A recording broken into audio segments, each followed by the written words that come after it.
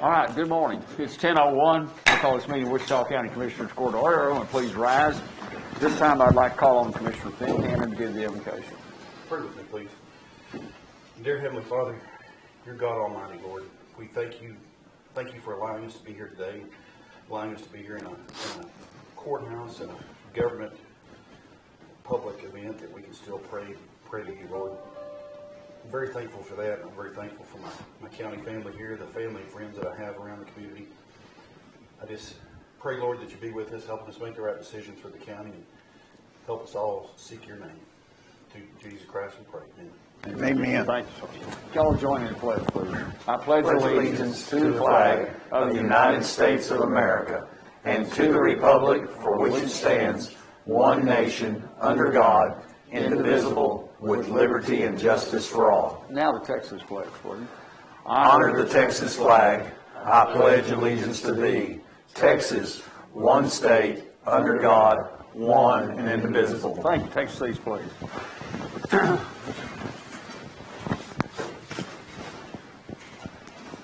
At this time, it's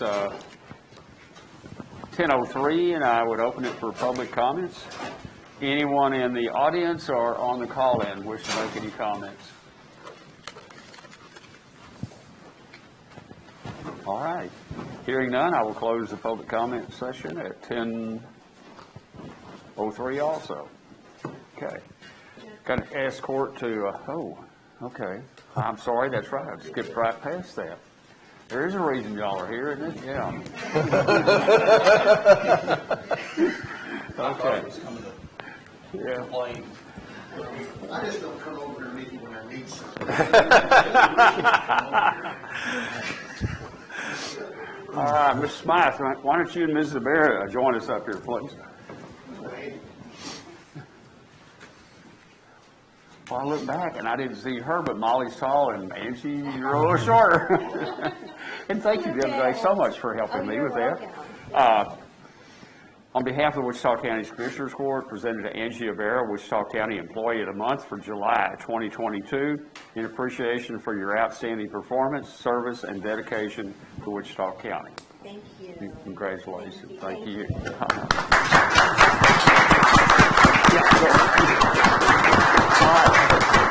Angie, hold on. No, Angie's been with us 22 years, Judge. I'll tell you, I can talk to the world's level about the good job that Angie does for us. Angie will be promoted to property tax supervisor shortly after first year when Michelle retires. She's done a crackerjack job for 10 years. But Angie's taken the lead on truth and taxation. Her and Kendra will be promoted and moved over. But can't say enough good things about her. It doesn't matter if it's Snow White and 7 drawers, Drawers in the tax office. Or Ruthie Berry in the lobby. Okay. She can handle it. And she does a very good job with the public, and that's a big part of Angie's job. We certainly appreciate the Commissioners Court recognizing her this morning. All right. Thank you all. Thank you. Bob's going to get our picture, our official marine photographer. Here, turn this around. There you go. Tommy, can you move a little bit more to your left? William's going to say he doesn't got a picture on that side while we're going. Oh, that's good. Not my hair. All right. That's good. All right. Oh, Nancy's. Thank you. Thank you. All right. Thank you.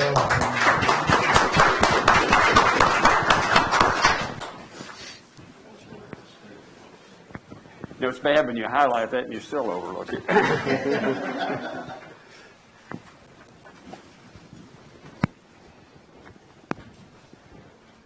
All right.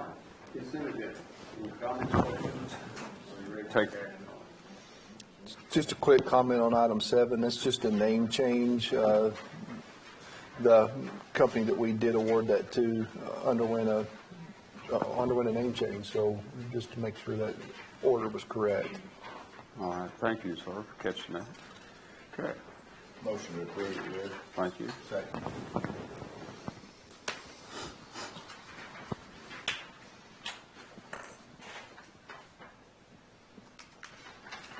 Okay. We have a motion by Commissioner Muller, second by Commissioner Fincannon to approve the consent agenda. Any comments or questions by anyone on the consent agenda? All in favor signify by saying aye. Aye. Opposed, same sign. Motion carries 5. Okay, item number 1 on general business is review and approve the regular bills for payment. Order County Treasurer to disburse payroll and bill payments within 72 hours via U.S. mail, FedEx, UPS, or electronic unless directed otherwise, or may be picked up and ledgered in the Treasurer's office. Second.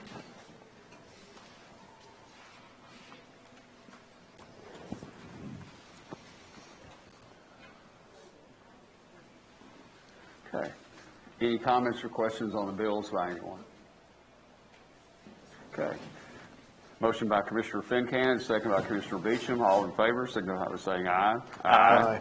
Opposed, same sign. Yes, sir? I did have a clarification. I forgot on item 6 in the consent agenda. Yes, sir.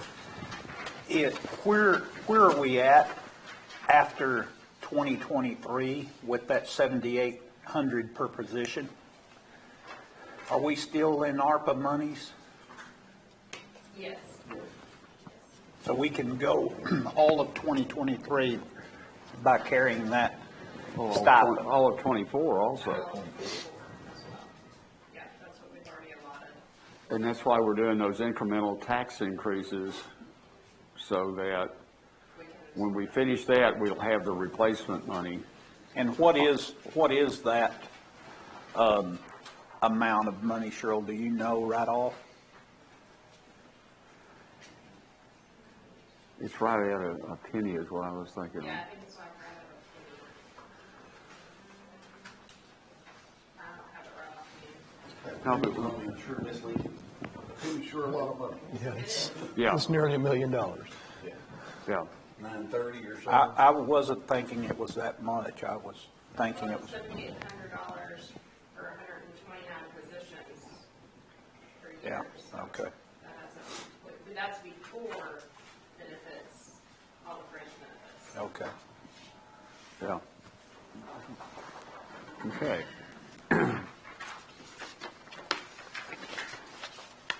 Okay, item number 2 is discuss, consider, take action to approve quotes from C&I Electronics in the amount of $21,665 for the upgrade and addition of new cameras to the juvenile justice security system to be paid from budget lines as determined by the county auditor. Commissioner Beauchamp. It's not really my agenda No, it's item, but I've visited with a sheriff's office in Brendan this morning on this. It isn't a Vigilon system, which is compatible with the equipment that we did have in the previous 2 jail facilities.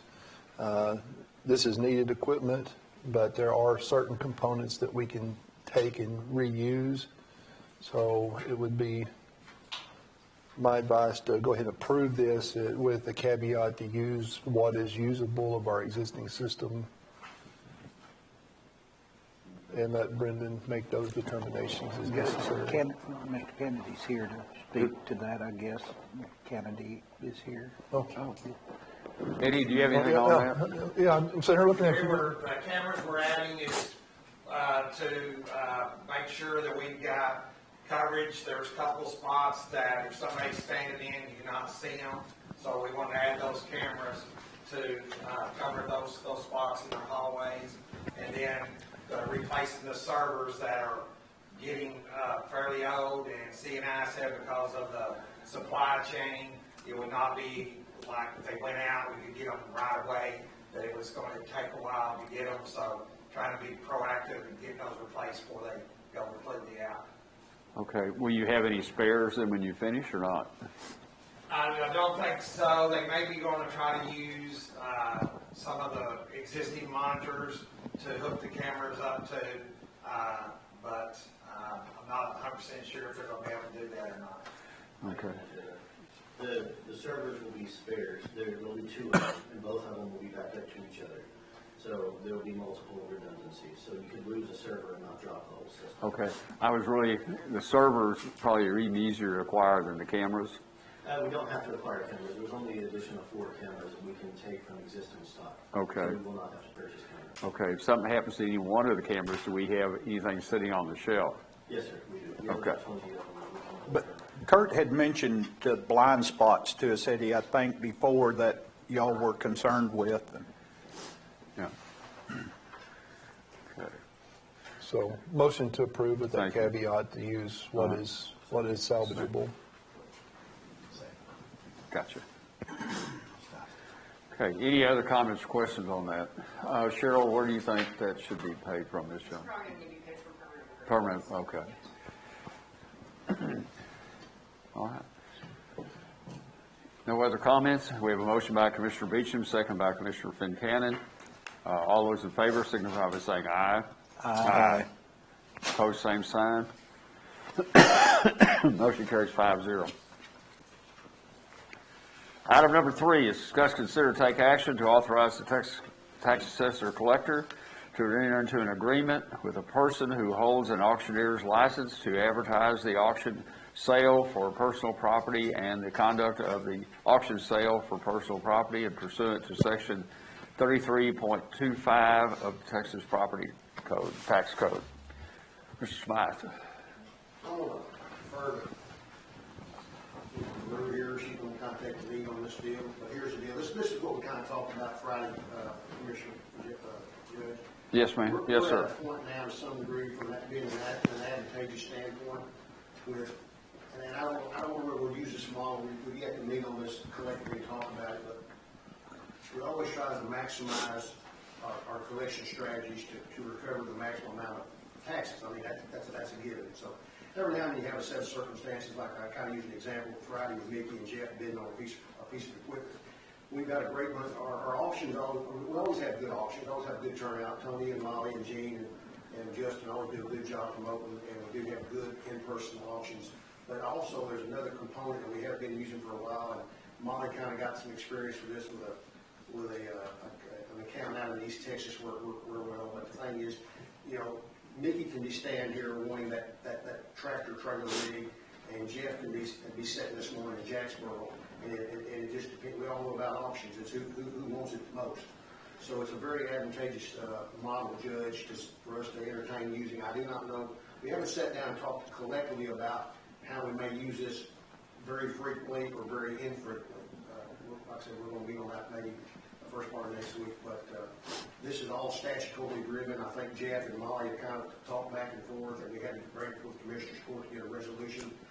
All this is revolving around a major account, and I'll be quite frank with you, about $150,000 of poker chips laying on the table. So we're trying to have the best auction we possibly can, this heavy equipment, what's left of it, to take care of it, to make the county whole, Judge, as the rest of our taxing is. Ms. LaRue. It's pretty straightforward. This time last year, the law only required counties with a population over 3 million to get court approval to enter into a written agreement with an auctioneer. Last year it changed, so any county, regardless of population, has to get that official action from Commissioner's Court. So that's what we're here today. I drafted a resolution, sent it to Nancy last week. Do you know about the makeup of the auction? Is it just what online auctions I've been involved with, and we've sold some equipment here, which has always worked very good, but I know it livestock as well. There is a setback that occurs, like, so Molly's at the auction and she's bids, and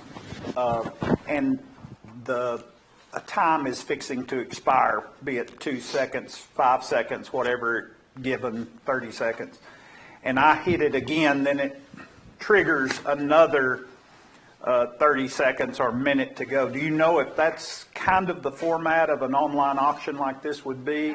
For the account that we're considering doing the online auction, it's the auctioneer that we have in mind did a hybrid sale, so people were still invited to come on site and make their bids in person. And then he had a live auction going online where he was talking with the bidders. So I think that would be more, it's not going to reset the time. Okay. It would end. But you have like a designated auction person that you're corresponding with, and he's placing the bid for you. Yes. And the auctioneer we're considering for the next one, he would be here on site. So he'd be speaking with the people in person, and then he'd be speaking with the people online in real time. He's taking bids from the crowd, bids off there, yeah, which is the way most of the equipment stuff's done now. It's a live, real-time deal without really any lag. It's a pretty straight-up deal. And I think our technology's got a point where you could do that. I don't think you could do that a few years ago, but I think now you can. And it shortened the deal up a good bit. Another question I have as far as the auctions. If we as a precinct want to auction off something, will this same company, would we use that same company to auction off a piece of equipment from our yard or something like that? The resolution is not for one specific agreement. It's just authorization in general for Tommy to enter into an agreement with whichever auctioneer that he thinks would be best for that particular sale. Do we currently do any kind of We online do, auctions, we typically use Renee Bates or, what's the brothers, the big auction brothers in Fort Worth. We've used Ritchie Brothers. We've done both, Mickey, and they've been very, very good because it exposes us to way more And we've bidders. also, we've entered in, we've joined in with City, and they have a sale, Burke, Iowa Park, and we put some stuff in there as auctions, but some of that specialized stuff, you need that bigger audience. You really do. So you all, I think this is just for. Yeah, this is Yeah, it's for tax This purposes. is not you guys. Yeah. Okay, this Yeah. is- Right. I mean, Right, this just is for the only- property. Right. only for the It's property tax. personal property, our property. Personal property only that's been seized to a cemetery tax one. And Molly, have you looked at what we proposed with the new constable sheriff fees with our auction percentage on there? Will we still attach that in this? 5%. I haven't looked at that, no, I don't know. Okay. But that's one of the things Constable Little came back from school with that we aren't doing, that we can do on our property auctions, and I don't know if it's limited to only real property. It may be also personal property. That I mean, there's, it would still technically be a sale conducted by the sheriff, and so, with the auctioneer's fee, it's a buyer's premium that's tacked on. I don't see why the sheriff's fee wouldn't be treated the same way. Okay. I'd have to look into it to double check. Okay. But just, okay. All right. make a motion we go ahead and enter into. Second. Okay, we have a motion by Commissioner Fincannon, second by Commissioner Watt. Any comments or questions? Hearing none, I'll call for the vote. Then all in favor signify by saying aye. Aye. Opposed, same sign. Motion carries 5-0.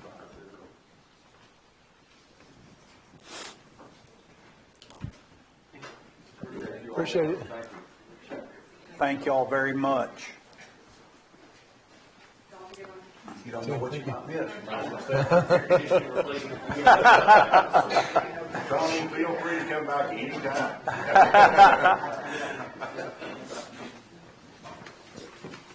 All right, item number 4 is to discuss, consider, take action to approve one of 2 quotes for the replacement of the courthouse third floor AHU 31 air handler to be paid from ARPA funds. Commissioner Beauchamp.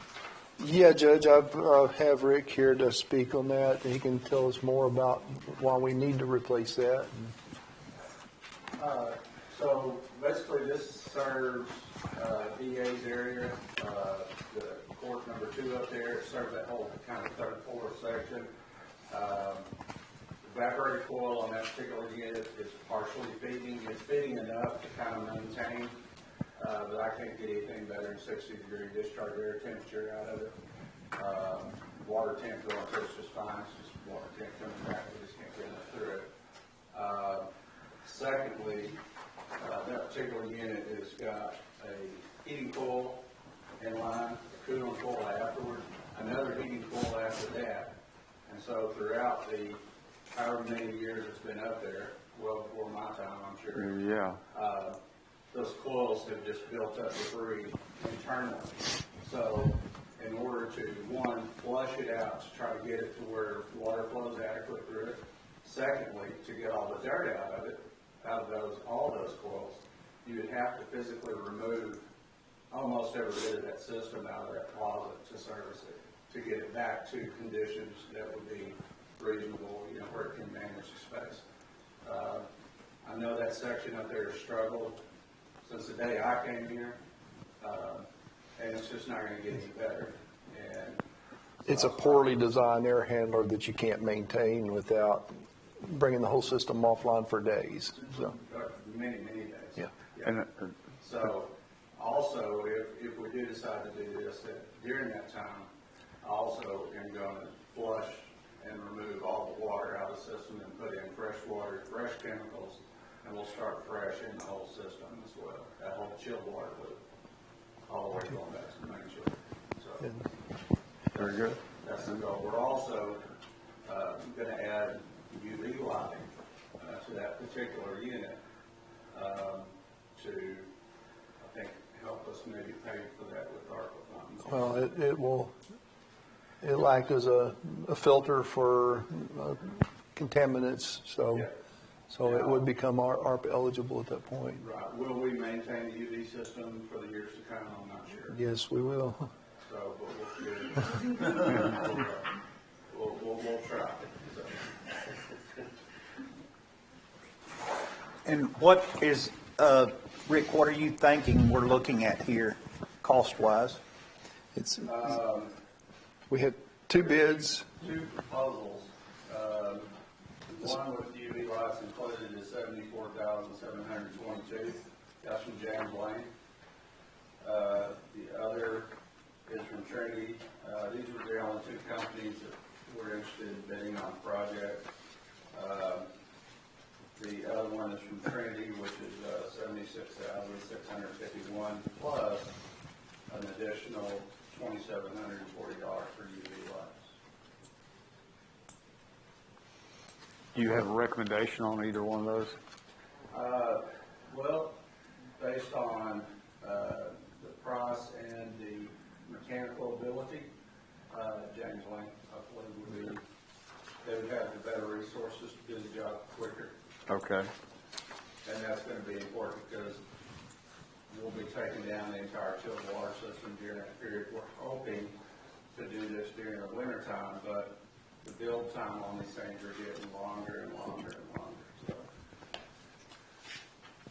So. Is the design of the new system going to make it to where you can work on it mechanically in the picture a little bit easier than the one we have now?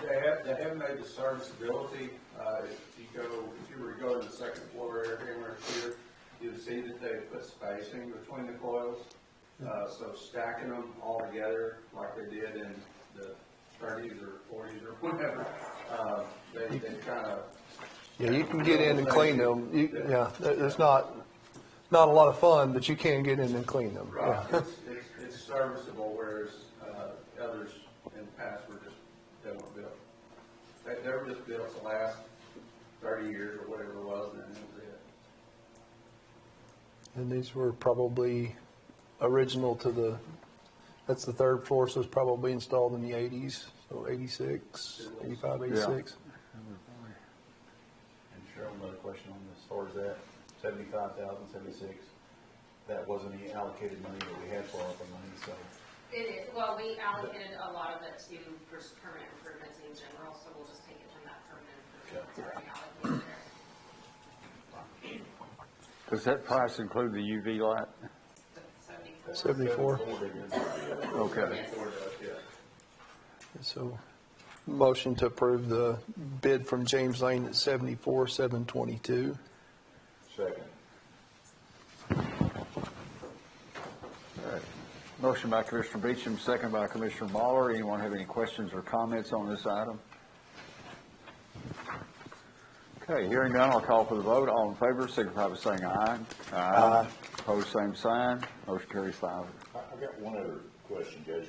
Rick, the way you described that thing with a cooling coil and 2 heating coils, was that part of that old system to where we added heat to make the air conditioner less cold rather than like taking the temperature to chill water down?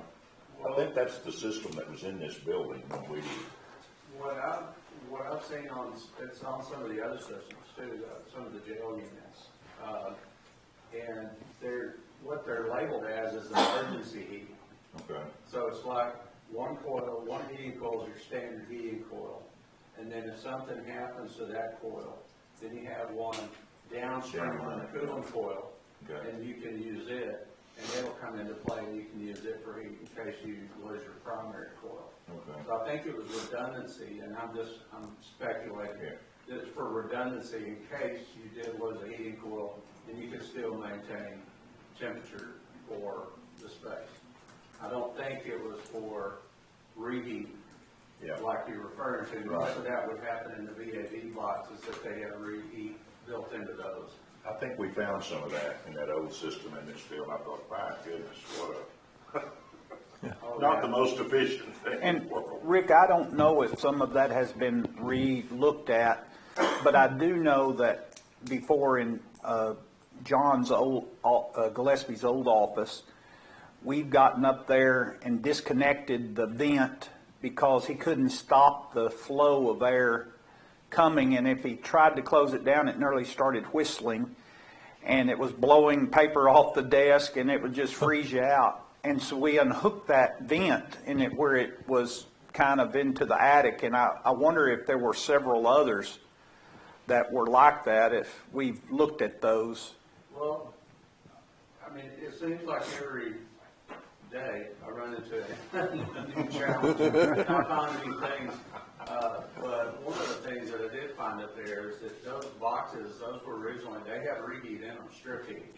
So when you have a space that's getting over conditioned, let's say it's getting down to 70 degrees and you got it set at 75, well, the temperature coming out of the air handler is going to stay the same.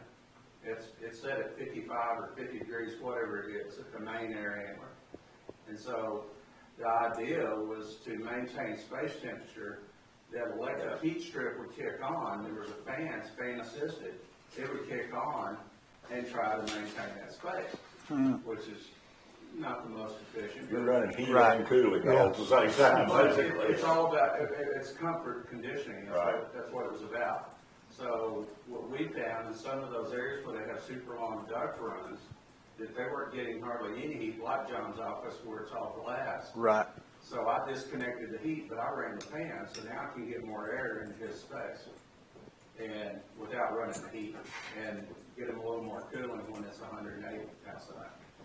So it's just playing games with the system to make it work for you. Is there anything else in this building like that we've not? Well, our plan is each year is to replace one of the air handlers because they're all aged out. So this goes in with our future plans to address every one of them. Very good. This whole second floor is set up in the same way, by the way. It's set up with reheat, which is turned off right now. So we're not running heating and cooling at the same time. Good. So some offices are freezing, you know why. Right. Well, no, they're not, because we have those little plug-in ones that are down there at most desks. Yeah, they use them. You have to go reset the breaker every. Yeah. Which is just a step better than setting your trash can on fire. I think. Yeah. Or your next door neighbor's house. Yeah. Yeah. All righty. Anything else on that? No. Okay. We'll move to item number 5, receive an update on courthouse renovations, elevator projects, and county courthouse annex. Commissioner Beauchamp. Still pretty much the same things going on. They did have a wall saw in over the weekend and it cut some more doorway access. They'll be busting them out this evening. Demolition is still continuing. Should have all the concrete busted out on 5 this week and moved to 4. Since we've got the robots in, it's going much, much more efficiently. So we did contact the demolition team last week and advise them that we wanted to retain all the rubble that they're removing because it's coming out clean concrete without rebar in it. So we can use that for riprap. I guess Barry's kind of claimed a lot of that already for his road project. So it's a win. Instead of taking columns and grinding them up for road material, we're taking the old jail this time, so. But pretty much, other than getting the pathway for the elevator and everything up and running, we did add an additional ADA access ramp on the sidewalk that was not in the plans, but was necessary in order to meet the spirit of ADA requirements for that temporary access point. So that was done and completed last week as well. If we use that on our Lake Road project, we have to put up a historical marker.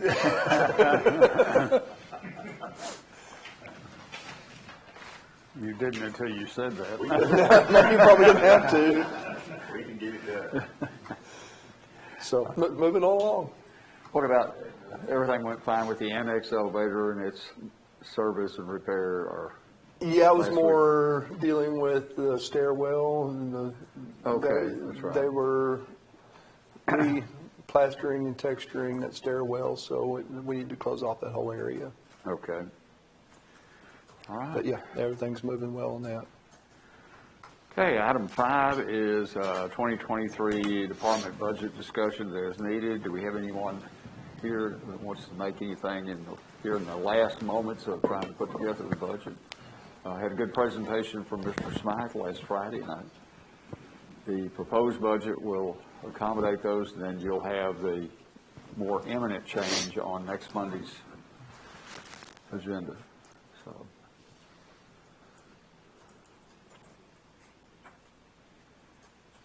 Do we, any medical insurance news? Cheryl?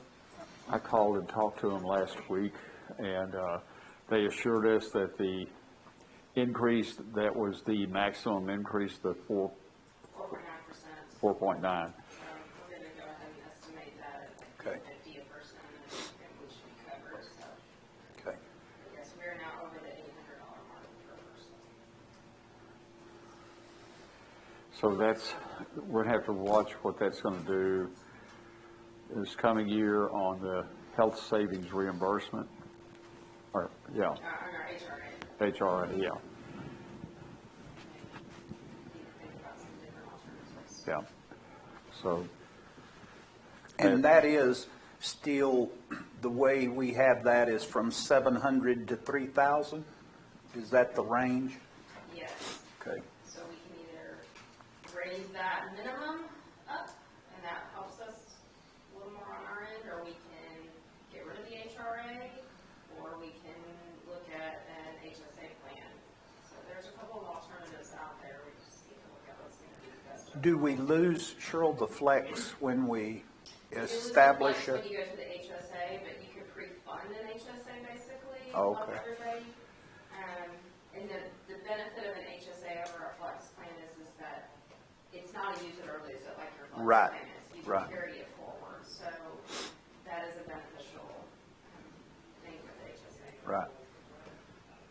At some point, that can become retirement funds, an HSA? So you can do that, I believe, and you can do a lot with HSA. If you take it out, if it's not for a medical purpose, it is taxable income to you. But the manager of that plan will take care of all of that, so we won't have to do that in-house. But you can add to it and build it if you got something big coming in the future. Would we still use Higginbotham to kind of manage the HSA or a form of? I believe can still manage that, yes, no matter what we go with. and you still have some, when I talked to the agent at TAC, he said there are limited things you still under FSA. Dental, eye, seemed like he said a third one, but those things, but true medical procedures as traditionally thought of would all come under the health savings account then. And Cheryl, how many participated, like with our flex? Was that half of our employees or not that many? Or because your office always informed us, hey, you're carrying this type of balance and you had to keep up with that. I would say more than half probably used to Okay. flex, but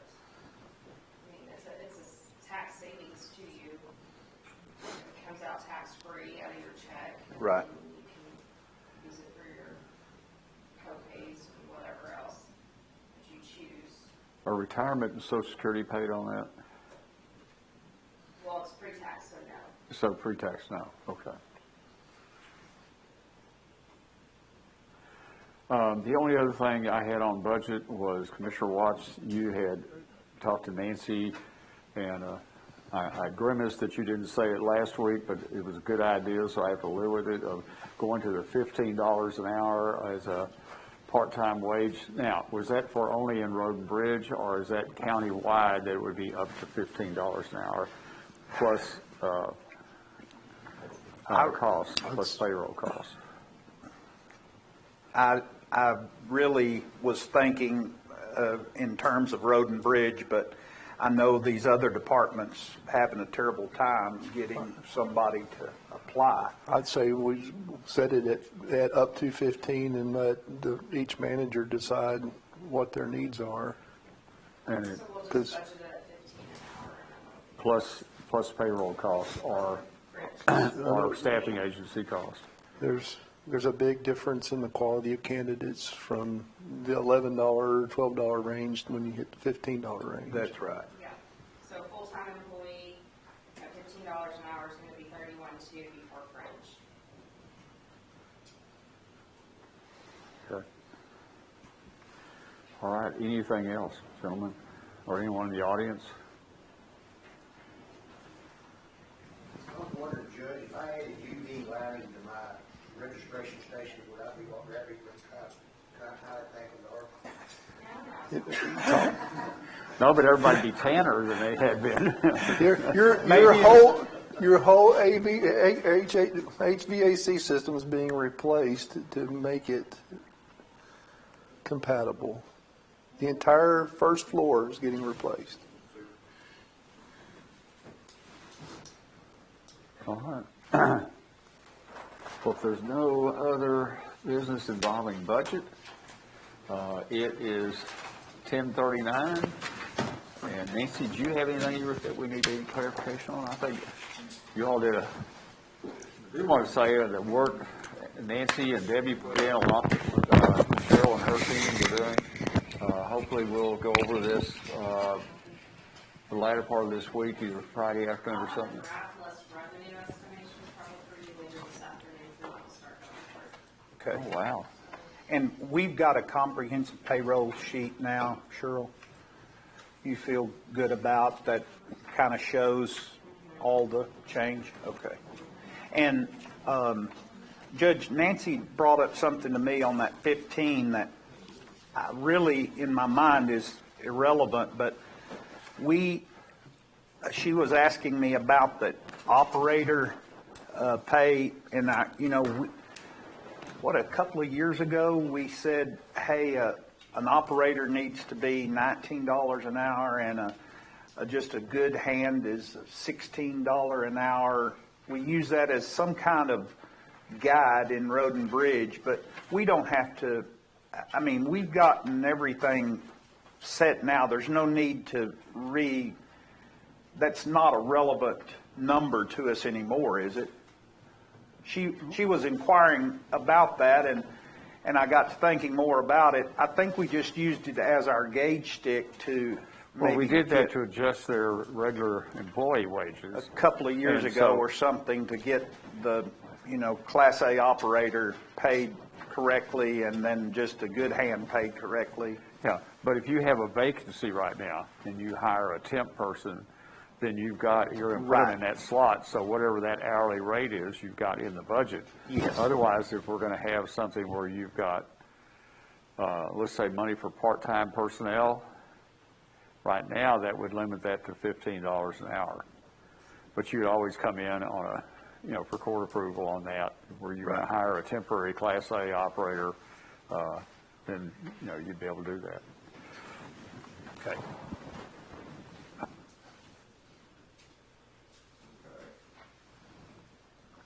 Thank you all very much. It's 10:41, and we're